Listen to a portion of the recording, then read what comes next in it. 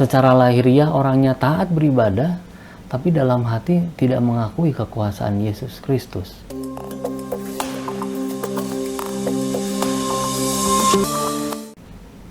Selamat pagi saudara sekalian, saya bersyukur kita masih dapat bertemu kembali dalam Sukacita Pagi. Perjumpaan ini tentu terjadi karena Tuhan berkenan. Seperti Tuhan juga berkenan, kita kembali merenungkan 2 Timotius 3 ayat 5. Renungan ini berjudul Mewaspadai Manusia Akhir Zaman. Secara lahiriah mereka menjalankan ibadah mereka, tetapi pada hakikatnya mereka memungkiri kekuatannya.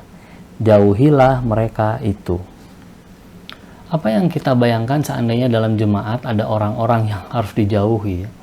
Peringatan Paulus ini berkaitan dengan sikap yang terjadi dalam ayat 2-4. Orang tidak lagi mau melakukan kebaikan, tapi tebang pilih melakukan perintah Tuhan. Paulus tentu tidak sedang menunjuk pada 1-2 orang, sehingga kalau digabung ada 18 sikap yang mesti diwaspadai. Saudara, ini pasti sikap hidup yang benar-benar sulit dibiarkan. Apalagi kalau dalam diri seseorang ada lebih dari satu sikap. Ya. Akan tetapi kalau kita melihat bagian Alkitab yang lain, kondisi moral yang terpuruk ini bukan terjadi sesuai peringatan Paulus saja. Ya. Pada abad ke-7 dan ke-8 sebelum Masehi, Nabi Amos dan Yesaya sudah menunjukkan runtuhnya moral rakyat kerajaan Israel dan Yehuda. Rakyat tidak lagi peduli pada Allah, pembebas mereka, tapi dengan sadar membawa diri ke hadapan dewa-dewa. Atau mereka terus beribadah kepada Allah, tetapi tidak berhenti berbuat jahat. Lalu di abad ke-1, giliran Tuhan Yesus yang menghadapi para pendompleng agama, Tuhan Yesus menunjuk hidung mereka. Kamu membersihkan bagian luar cawan, tapi dalamnya penuh rampasan dan kekuasaan.